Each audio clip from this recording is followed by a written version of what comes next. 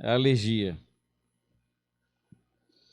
Nós vamos ler o texto de Efésios, capítulo 4, e a nossa reflexão de hoje, ela se fundamenta nos versículos 1 a 6 de Efésios 4. Amém? Acharam? Então vamos fazer a leitura. Por isso eu, o prisioneiro no Senhor, peço que vocês vivam de maneira digna da vocação a que foram chamados, com toda a humildade e mansidão, com longanimidade, suportando uns aos outros em amor, fazendo tudo para preservar a unidade do Espírito no vínculo da paz. Há somente um só corpo e um só Espírito, como também é uma só esperança para a qual vocês foram chamados. Há um só Senhor, uma só fé, um só batismo, um só Deus e Pai de todos, o que é sobre todos, age por meio de todos e está em todos. Amém. Podem sentar.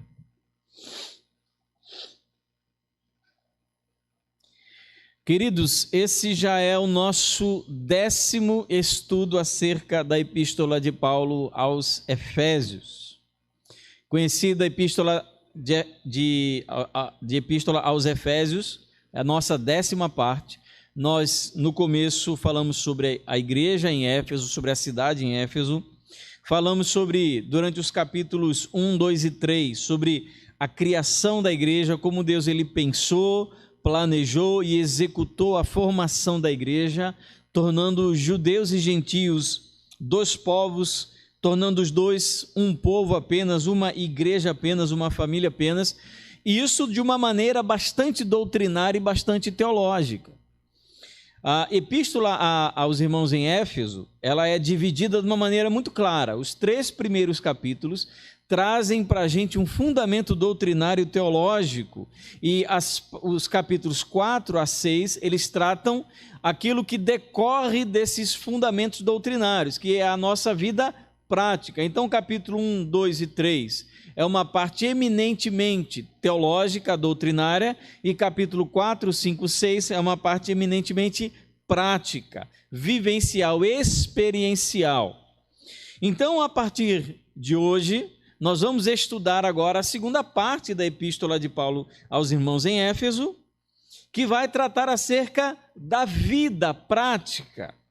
O que é importante nós percebermos, olhando um pouco de longe essa epístola a Éfeso, aos irmãos em Éfeso, e conhecendo essa divisão de 3 capítulos sobre doutrina, 3 capítulos sobre prática, o que nós precisamos perceber é que a teologia, ela conduz a vida.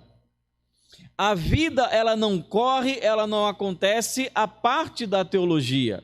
Na verdade, a vida cristã, ela decorre da teologia. O que isso significa? E por isso que Paulo, ele fundamenta agora os capítulos 4 a 6 no que ele falou nos capítulos 1 a 3. Não tem como dividir. Inclusive, se você for ler o texto original da Epístola de Éfeso, você não vai ver a epístola que Paulo escreveu aos irmãos em Éfeso divididos por parágrafos, por capítulos e por versículos. É uma coisa só, é uma carta. Nós é que dividimos a epístola em parágrafos, capítulos e versículos. Mas uma coisa decorre da outra. O que implica dizer que teologia, ela tem implicações na nossa vida prática, ou que a vida decorre da nossa teologia ou doutrina. É que se você tem uma teologia correta, se a sua doutrina é bíblica, a sua prática cristã, a sua vida cristã vai ser consequentemente correta. A sua vida, a sua prática da sua fé vai ser uma fé correta, porque ela se fundamenta na teologia correta.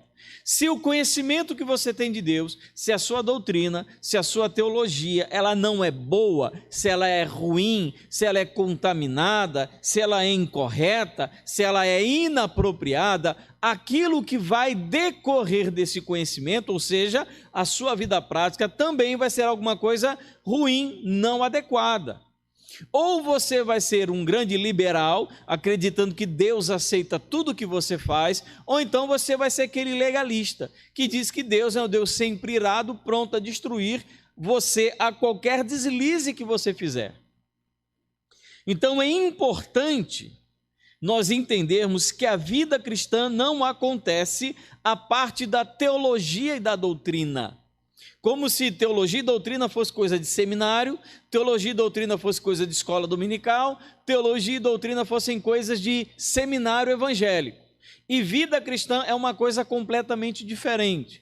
De maneira alguma, na verdade, a vida, ela não acontece a parte da teologia ou da doutrina. Se você tem uma doutrina correta, se você tem uma teologia correta, a sua vida vai ser uma vida correta. Então, a grande preocupação dessas igrejas malucas, que você não tem um fundamento teológico claro, uma doutrina correta, as pessoas inventam coisas ou então se deixam levar por revelações, coisas que acontecem durante o culto, Deus me disse, Deus falou, Deus mandou, Deus isso, Deus aquilo, porque num sonho não sei do que, num sonho não sei da onde, o irmão profeta, e você começa a guiar a sua espiritualidade por esse tipo de coisa, a prática cristã das pessoas começa também a ser uma prática errada.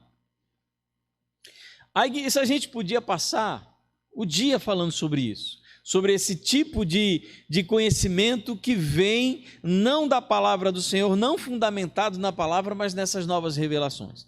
Existe uma anedota que se conta, mas que na verdade foi real, né? Aí eu vou usar aquela expressão, eu estou vendendo o peixe pelo preço que eu comprei. Diz que em determinada igreja, dessas que se conduz não pela palavra, mas pelas revelações, diz que o profeta se levantou e disse para o irmão, olha, o irmão, Deus está me revelando que o irmão está com alguma enfermidade no útero. Não precisa saber que um homem não tem útero, você tem conhecimento biológico. E então o irmão levantou e disse, não, irmão, mas eu não tenho útero, então não se preocupe, irmão, Deus vai lhe dar um. Eu falo isso como anedota, mas são coisas que acontecem.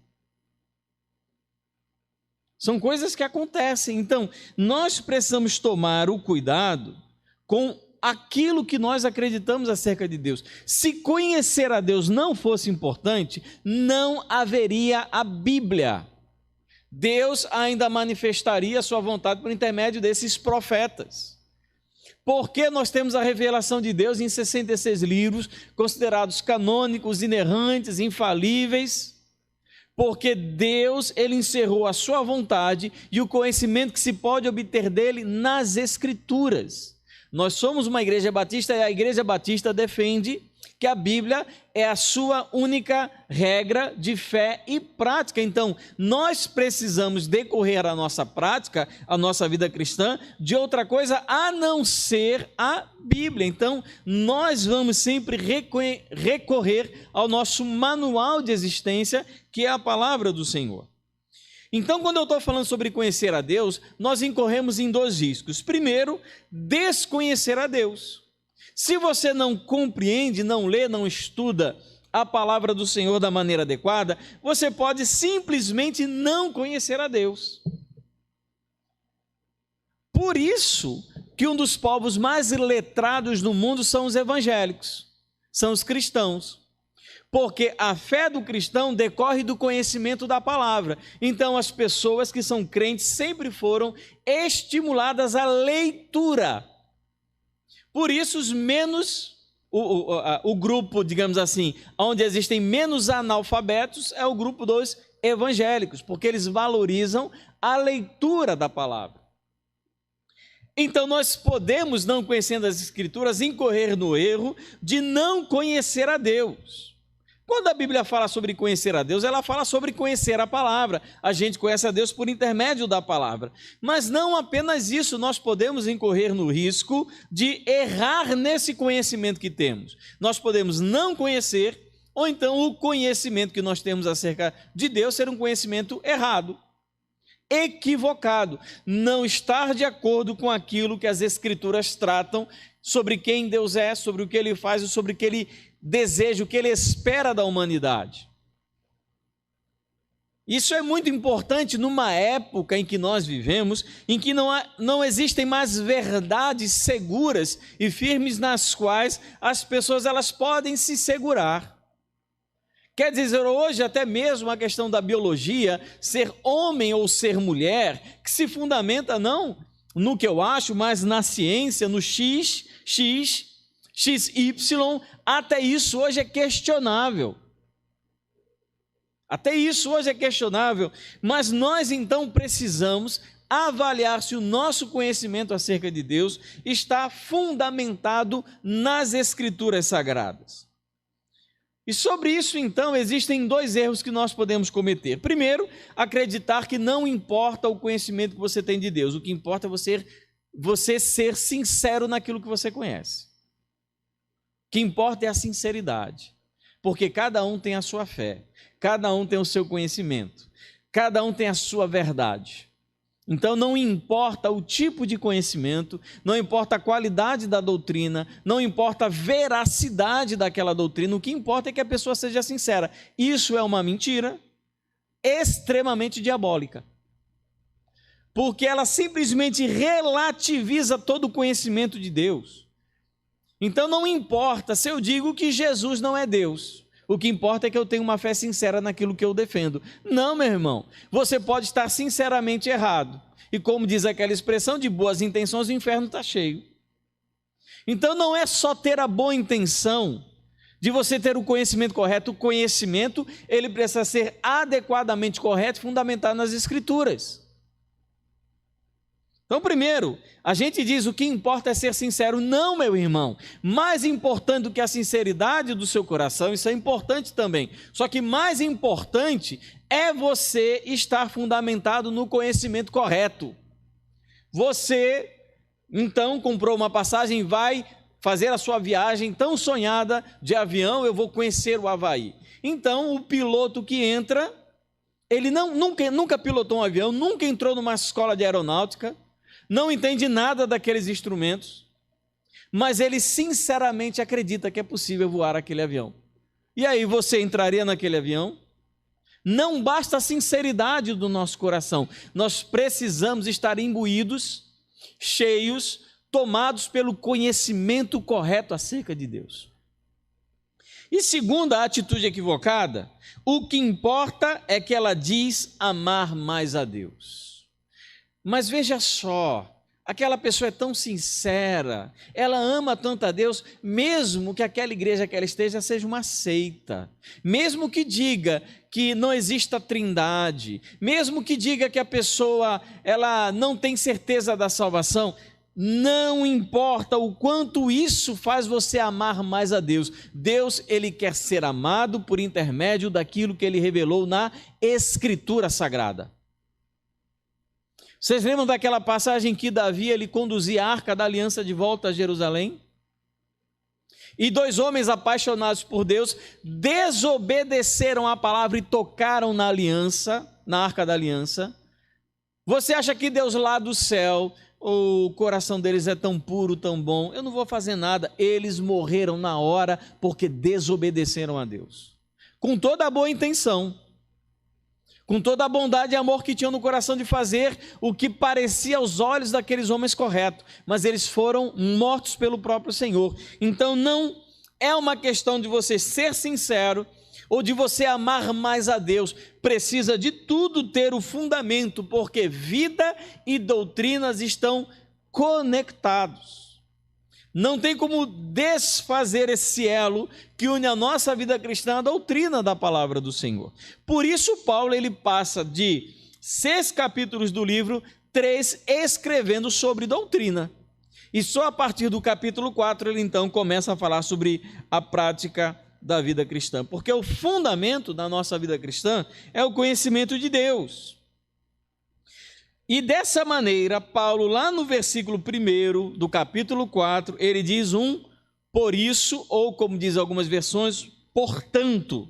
Ou seja, ele está conectando o que ele está falando naquele momento, acerca da unidade cristã, ele está conectando tudo isso ao que ele falou anteriormente. Ou seja, ele está dizendo, a consequência do que eu falei até agora é isso. Isso que eu vou falar decorre daquilo que eu citei anteriormente. Ou seja, não está desconectado, não está desligado, não está separado, dividido. Então ele inicia essa sessão prática, conectando essa sessão prática à sessão anterior, que era uma sessão doutrinária. Vida e doutrina, elas caminham juntas. Então, o que Paulo tem para nos ensinar em decorrência das doutrinas que nós estudamos até agora? Versículos 1 a 6, a preeminência, a doutrina mais importante e a prática que decorre disso é a unidade. Isso é muito claro nesse texto. Mas ele começa da seguinte maneira, versículo 1. Ele fala sobre viver uma vida digna. Paulo, ele novamente se coloca como outro caso na epístola, ele se coloca como prisioneiro no Senhor. Essa epístola é como nós chamamos uma epístola da prisão. Paulo estava preso em Roma, mas ele não diz que ele era um prisioneiro do imperador, ele diz que ele era um prisioneiro no Senhor. Ele não pensa de uma maneira negativa, ele não é aquele crente que acredita que tudo tem que terminar bem para ele, que tudo tem que dar certo, que tudo vai dar ok, que a vida vai ser mil maravilhas. Ele está preso e nem por isso ele está praguejando contra a vida cristã. Ele não está maldizendo ninguém. Ele não está falando mal do governador, não está falando mal do imperador. Ele não ataca as instituições políticas da sua época. Ele não se revolta contra o governo que foi colocado ali, segundo o conhecimento de Paulo, foi colocado ali por Deus. Ele está dizendo, eu, prisioneiro no Senhor. Ele diz, rogo-vos. Essa expressão, rogar, pedir, é uma exortação que é feita à igreja no propósito de dar estímulo e orientação. É isso que Paulo quer falar. Com base em tudo que eu disse acerca da maneira como Deus, a partir de dois povos fez um, o que eu quero dizer para vocês é isso, é a minha exortação, é a minha orientação pastoral. Falei de doutrina e com base naquilo que eu sustentei na palavra, na Bíblia, o que eu preciso falar sobre a prática cristã com vocês. E mediante então essa vocação que Paulo chama a atenção no versículo 1, porque todos nós em Cristo fomos chamados, vocacionados, o que então nos chama e diz atenção essa vocação? Como devemos viver com base em tudo que Paulo falou até agora? Qual o tipo de vida que o crente é exortado por Paulo a viver? Qual o tipo de vida que nós devemos ter?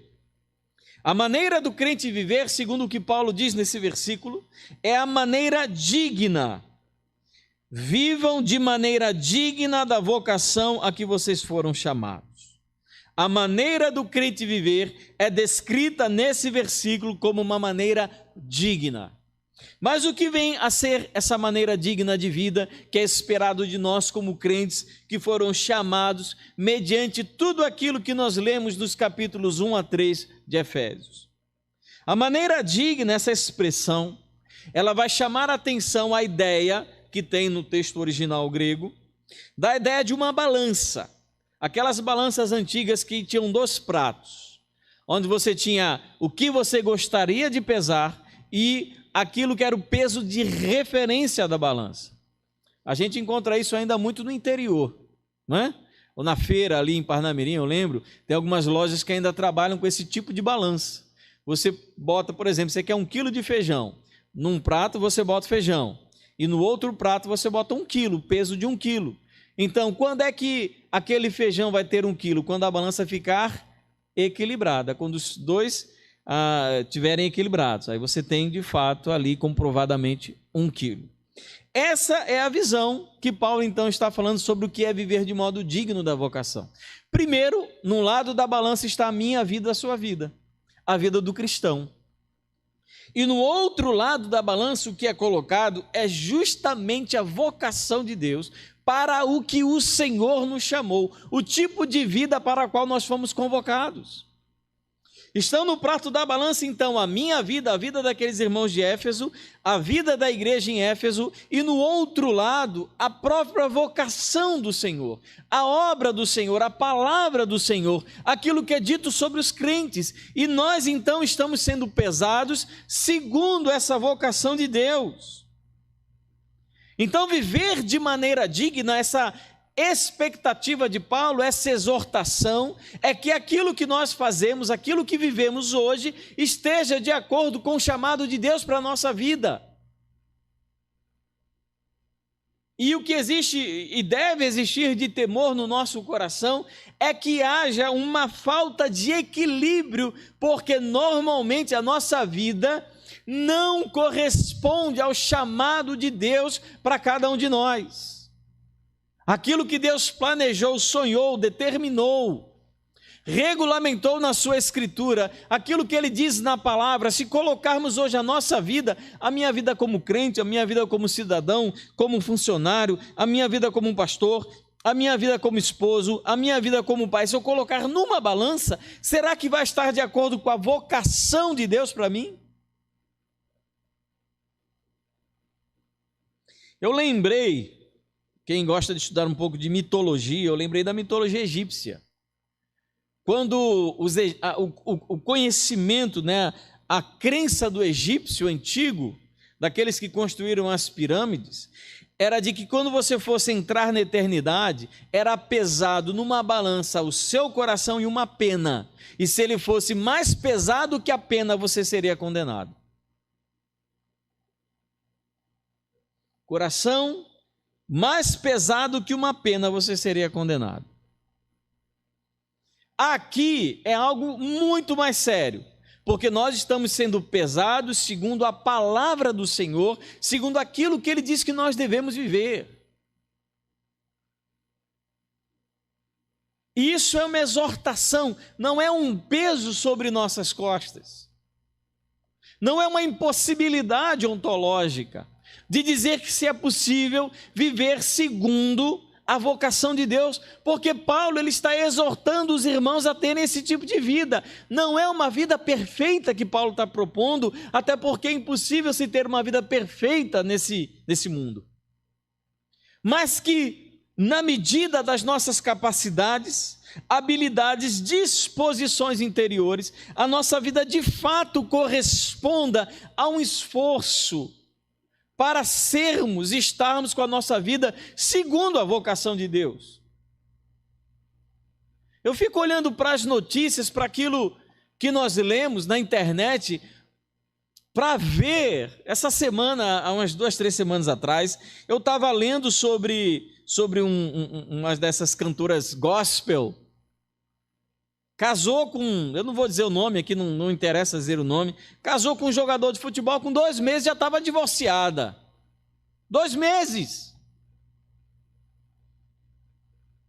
Aonde está a equidade na vocação para a qual nós fomos chamados? Aonde está a correspondência com a palavra? E a pessoa não tem nem rubor na cara quando vai cantar dizendo que tem ministério de Deus. Eu vou cantar na igreja divorciado, separado, com a vida toda destroçada, acabou de sair de um divórcio e já ocupa e vai colocar postagem na rede social quando arrumar outro namorado, que isso é rápido, viu? Isso é rápido. Divorciou, arrumou o namorado 1 mês depois, a galera já está curtindo na internet. Aonde está a dignidade da vida cristã? O viver do crente deve ser um viver digno daquela vocação. Aquele crente que anda com o coração cheio de raiva, de amargor, de rancor, de ódio, de raiva, não perdoa, não sabe pedir perdão. Cadê o viver digno? Aquele marido que não cuida da família, que não ama a esposa, que não ama o filho, só quer saber de trabalho, vive para o trabalho. Aonde está o viver digno?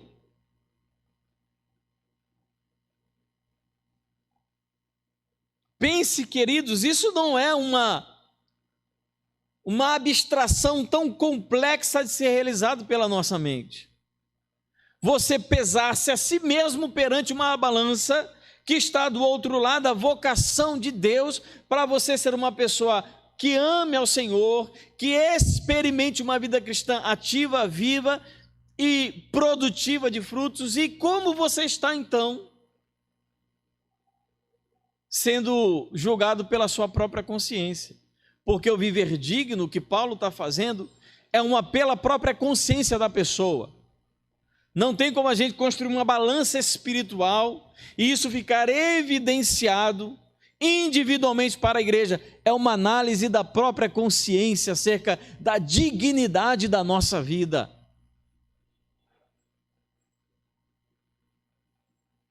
Então, meu irmão, para você entender a importância da doutrina, se a doutrina que é pregada no púlpito é fraca, as pessoas tenderão a ter uma vida indigna, porque não tem com que comparar as suas atitudes. Por isso que é importante chamarmos, apelarmos à palavra, a doutrina do Senhor, para colocar peso nessa balança, não o peso desnecessário, mas o peso real da vocação de Deus. Não é lançar fardos que não possam ser carregados, mas é chamar a atenção de fato para o que a Bíblia diz acerca daquele crente, daquele homem, daquela mulher, daquele menino, daquela criança jovem de Deus.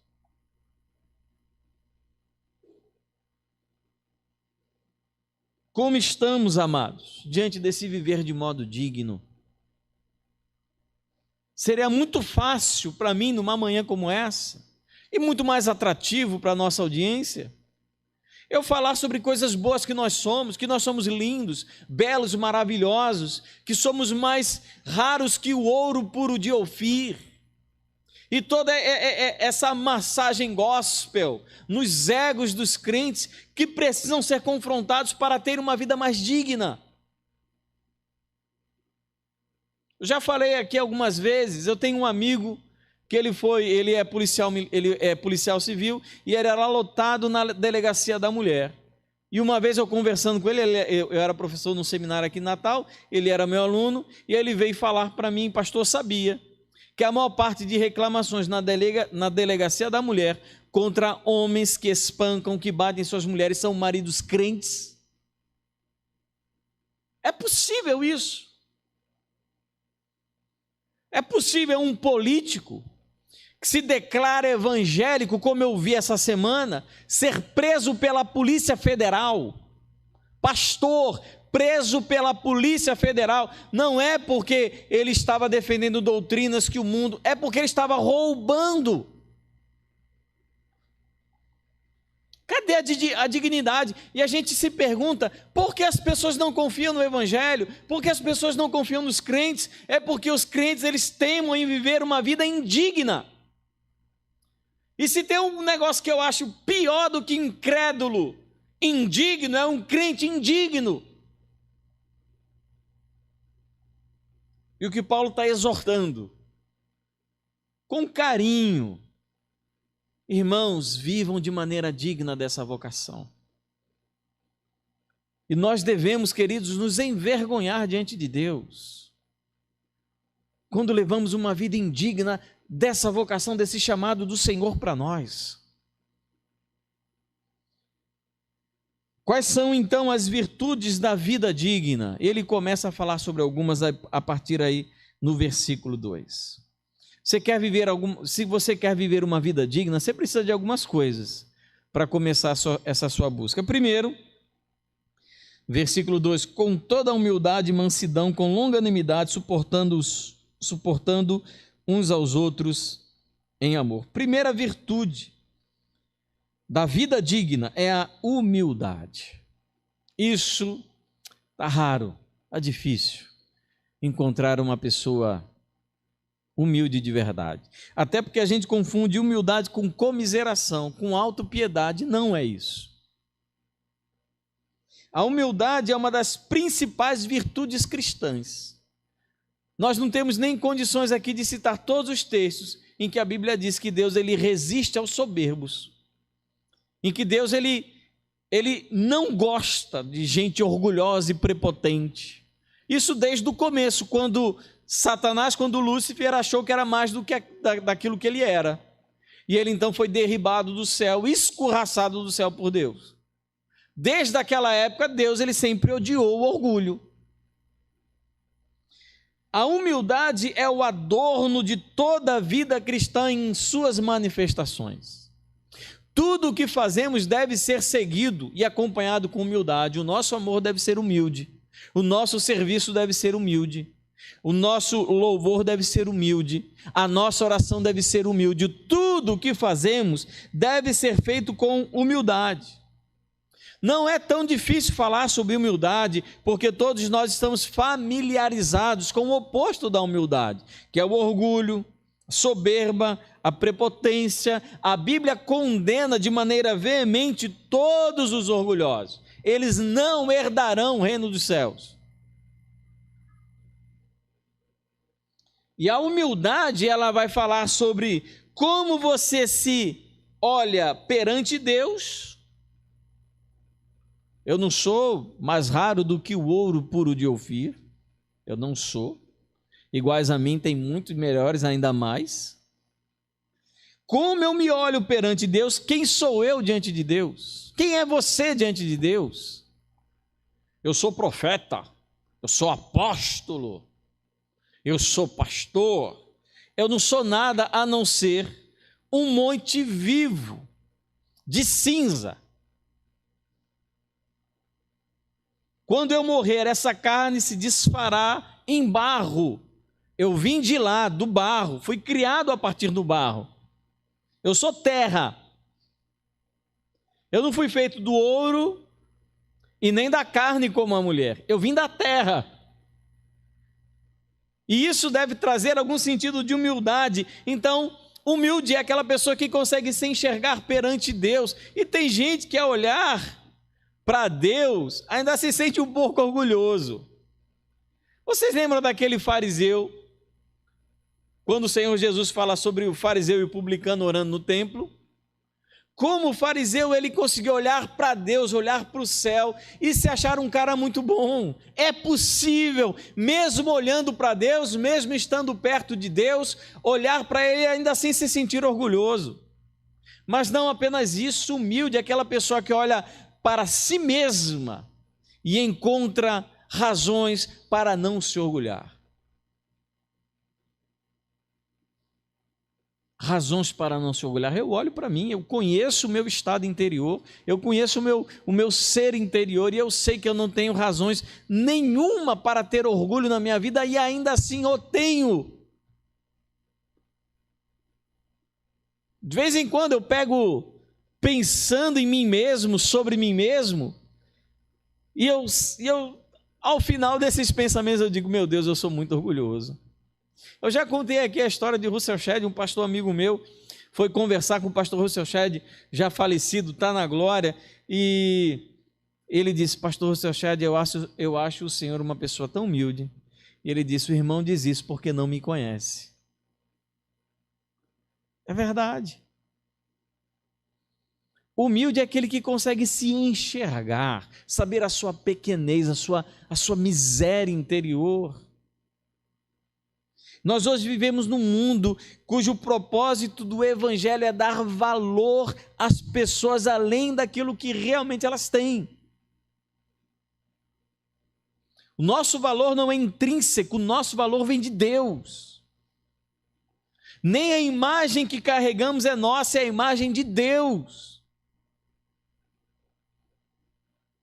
E não apenas isso, humildade também é você se olhar perante o próximo.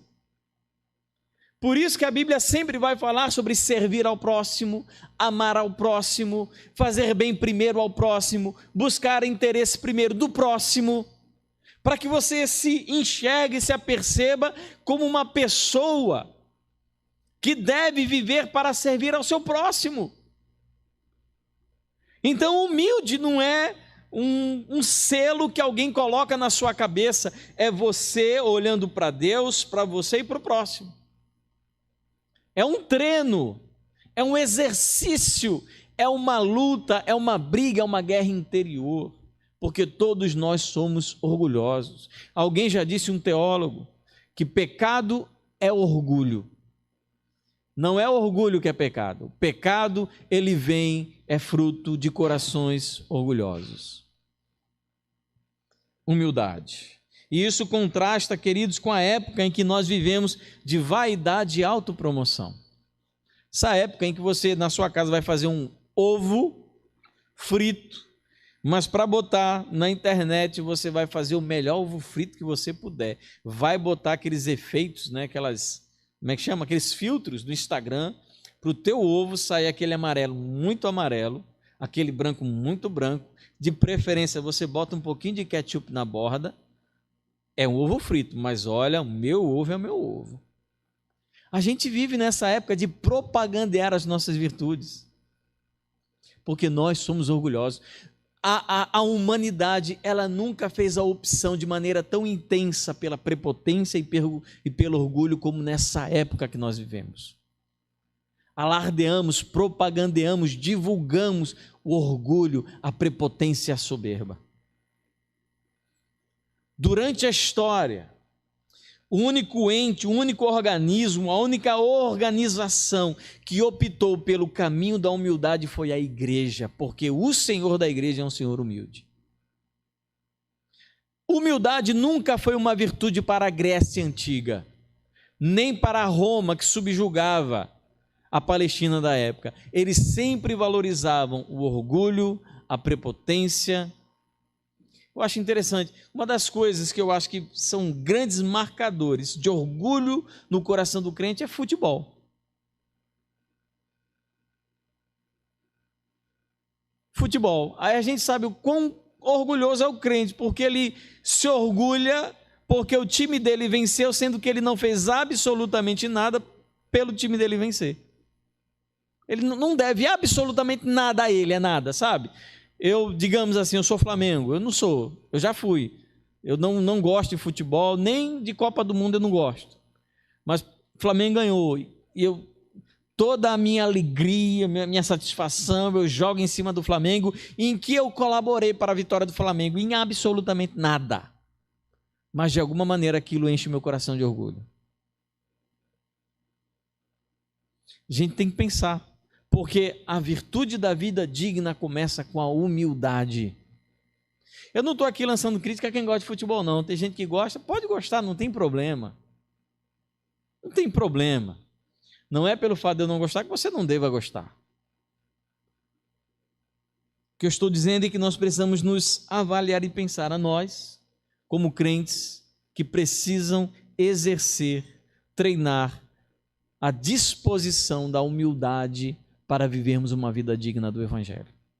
Segundo, ele fala mansidão. Mansidão, ele representa aquela pessoa que tem controle sobre si mesma. É aquela pessoa que tem a capacidade de controlar seu temperamento, seus impulsos, seus desejos e até a sua língua. Isso é a pessoa mansa. Pessoa mansa, a gente fala de mansidão, lembra logo de um animal. Aquele animal adestrado, né? Que ele consegue passar em qualquer lugar, lidar com qualquer pessoa e não morder, não atacar. Mansidão não é isso. Mansidão é uma pessoa que tem controle e domínio sobre si mesma. Meu Deus, como nós precisamos de pessoas mansas, como eu preciso ser manso. Eu preciso ter mais domínio sobre as minhas paixões, mais domínio sobre as minhas opiniões. Está aqui minha esposa que não me deixa mentir. Facebook é lugar onde a gente manifesta de maneira muito rápida as nossas opiniões. E muitas vezes nós magoamos e ferimos as pessoas porque não temos o devido controle sobre a nossa vida. Não temos a devida mansidão. Aí você imagina uma igreja em que as pessoas têm a tendência a manifestarem as suas opiniões, as suas posições, e isso nós precisamos fazer de maneira mansa. E maneira mansa não é mais calminho, tranquilo. Manso não é falar baixinho. Aquele irmão é tão manso porque ele anda de cabeça baixa, ele não fala, ele não se manifesta. A Bíblia fala que Moisés era o homem manso, mais manso da terra. E foi aquele homem que desceu do monte, viu aquele pecado, as pessoas idolatrando bezerro, ele pegou e tacou-lhe as tábuas da lei no chão. É um homem mais manso. Ele não era perfeito, isso é verdade, mas ele era manso, ele tinha controle e domínio sobre o seu próprio interior. A pessoa que é mansa, olha como isso é interessante, ela tem poder para impor a sua força e seu direito, mas não faz. Ela tem força para tal, mas ela escolhe não fazer. Ela escolhe a mansidão. Meu Deus, o quão nós precisamos de pessoas mansas na igreja do Senhor. Pessoas que sabem, que compreendam a diferença, os pensamentos opostos e entendem a necessidade muitas vezes de se calar, de não falar, de não se manifestar, de uma maneira humilde e mansa. Terceiro, longanimidade, ou como dizem alguns textos, paciência. Longanimidade e paciência é a virtude daquela pessoa que nunca se vinga ou revida, seja com ações, seja com omissões, ou seja com palavras. Porque a gente pode se vingar não fazendo nada. Já viu isso? Quem é casado aqui sabe como funciona. Pessoa se vinga, quer se vingar do marido, da mulher, mas não quer fazer alguma coisa ruim, ela não faz aquilo que é bom. Não está sendo longânima, é iracunda. Ela só não está fazendo, ela está punindo alguém, deixando de fazer. Ela revida sem fazer. Pense numa estratégia diabólica. Ela se vinga não fazendo. Eu não fiz nada, entendeu? Mas ela não fez se vingando. A longanimidade, a paciência é aquela pessoa que consegue suportar a adversidade, pessoas difíceis, sem revidar de maneira rude, sem exercer muitas vezes o seu direito de vingança. Ela falou mal de mim, eu tenho direito de ir à desforra. Eu vou me vingar. Não. Pessoa que é longânima, ela não trata os outros com essa maldade. Quão, queridos amados, nós precisamos de pessoas longânimas e pacientes na igreja do Senhor. O que a gente já viu de pessoa perder a paciência em assembleia, não. Quem aqui já não, quem nunca viu alguém perder as estribeiras? Hein? Quem nunca viu? E por fim, uma quarta atitude da vida digna, ele diz suportar uns aos outros em amor. Há duas possibilidades para falar em suportar. Primeira, significaria dar suporte. O que é suportar alguém? É dar o suporte para que aquela pessoa possa se desenvolver, crescer, vencer os seus desafios pessoais, melhorar na sua fé. Então, dar suporte pode significar isso, mas também é uma redundância, não seja, mas vamos deixar só no mais. Mas significa igualmente aguentar, suportar, naquele sentido de que a gente tem que engolir pessoas que são difíceis. Eu penso que as duas estejam certas, porque você pode suportar no sentido de dar suporte e até mesmo ir ao ponto de aguentar aquela pessoa que é difícil. Eu, falando sobre isso, eu lembro sempre do livro de Romanos, capítulo 15, versículo 1, quando fala sobre suportar, sobre aguentar aquelas pessoas que são fracas na fé. Ou como diz 1 Coríntios, sobre comer carne sacrificada aos ídolos. O que é um ídolo? Não é nada, não tem nada num ídolo. Tem problema você comer comida sacrificada a ídolo? Não tem, porque ídolo não existe. Mas tem os fracos na fé, então o que a gente faz? Não come aquele churrasco no final de semana por amor aos fracos. O que é isso? É aguentar, é suportar.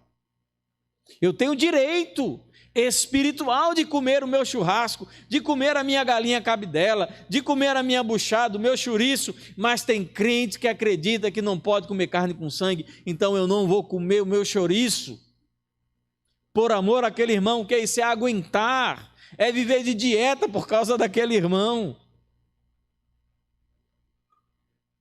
É suportar, olha só o que ele fala, uns aos outros, porque na mesma medida que você suporta alguém, alguém é obrigado a lhe suportar.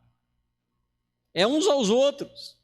Vai chegar o dia em que eu preciso dar suporte ou suportar algum irmão, mas vai chegar um dia em que eu vou precisar ser suportado por alguém. É uns aos outros. E segundo, é em amor. Porque a gente aguenta, tem gente que a gente aguenta por educação, não é? Que a gente suporta por educação, porque está no mesmo rol de membros. Eu não posso chegar numa assembleia e exigir a exclusão daquele irmão do rol de membros. Eu não posso, é muito feio. A gente suporta, mas não é para suportar assim, é suportar em amor, é fazer porque ama. Suportar os cheirosos, os educados, suportar quem tem dinheiro para ir para shopping todo final de semana é uma coisa. Suportar quem é difícil, suportar casal em crise, suportar filho mal educado é só para quem ama.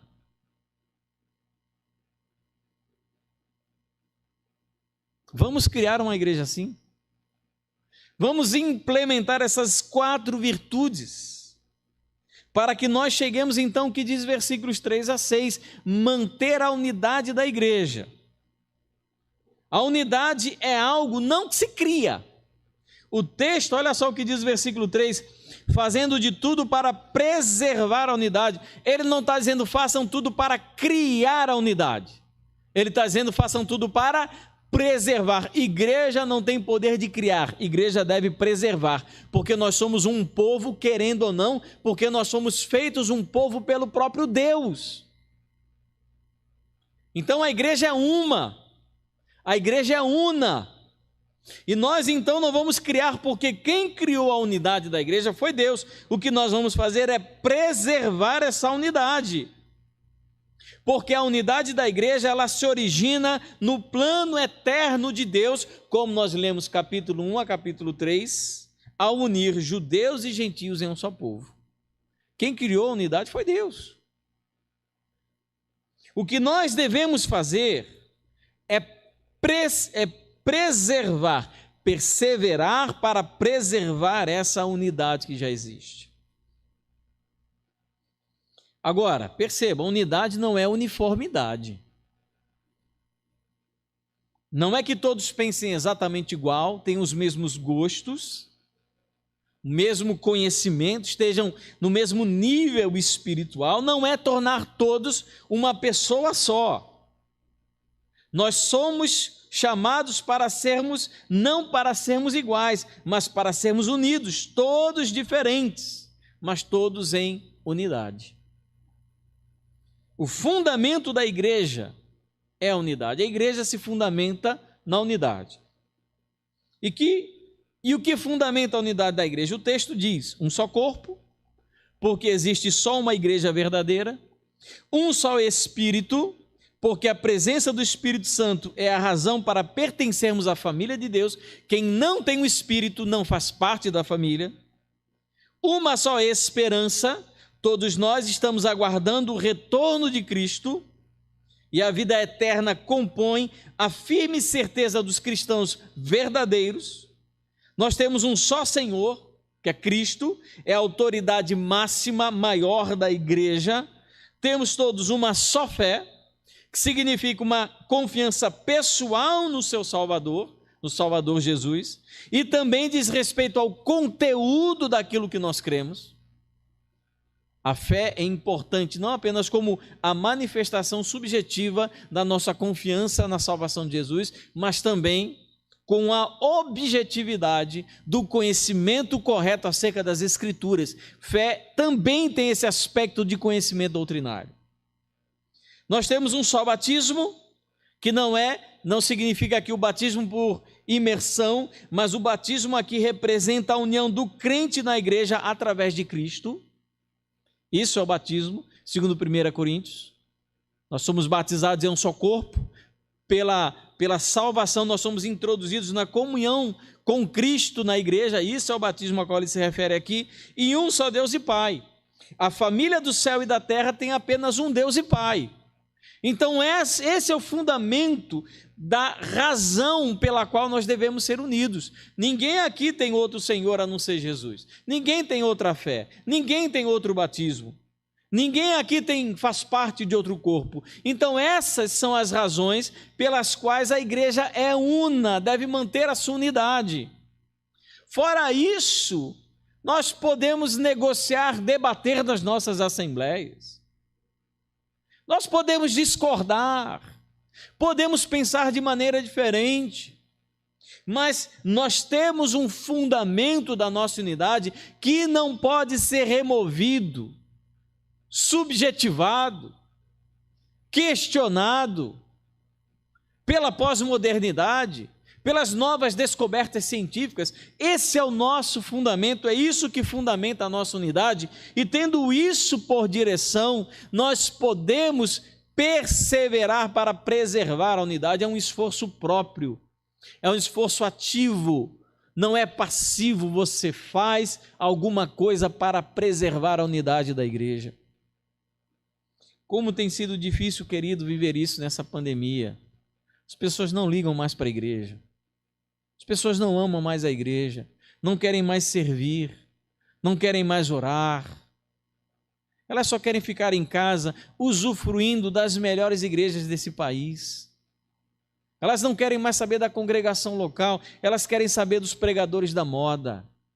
Elas não querem mais cantar junto com os membros das suas igrejas, elas querem ouvir os melhores louvores dos melhores coros das melhores igrejas, mas elas acabam contribuindo para a desunião da igreja local. Muito difícil, amados. Mas a nossa responsabilidade é preservar a unidade da igreja. Nós precisamos compreender que unidade não é uniformidade e nem unidade é estar todos no mesmo lugar. Unidade vai além disso, estamos aqui todos juntos, mas não quer dizer que estejamos todos unidos. Quando nós lemos esse texto de Efésios, nós encontramos três pessoas importantes: o Senhor Jesus, o Espírito Santo e o Deus e Pai. As três pessoas da unidade, as três pessoas da Trindade fundamentam a unidade da igreja, como diz João capítulo 17, versículos 11, 21 e 22, para que sejam um, assim como nós somos um. O fundamento da unidade da igreja é a própria Trindade Santa. Essa unidade é algo que nós vamos manter com esforço, com ação, com base nas virtudes que falamos de humildade, mansidão, paciência e suportar uns aos outros com amor. É assim que nós insistentemente vamos manter a unidade da igreja. Porque se quisermos ter uma vida digna, nós vamos começar pela igreja. Vamos começar pela unidade da igreja. Queridos, que grande desafio. É desafiador. Primeiro que ele vai começar a tratar em mim. Ele começa a falar sobre humildade, mansidão, longanimidade, suportar. Isso diz respeito à minha pessoa. Para então depois falar sobre a igreja, fazendo de tudo para preservar a unidade. Isso se estende para toda a igreja, mas eu primeiro preciso avaliar em minha própria vida. Será que estamos, amados, fazendo o que a Bíblia nos ordena e nos revela acerca da nossa própria vida e da vida dos outros para preservarmos a unidade? Será?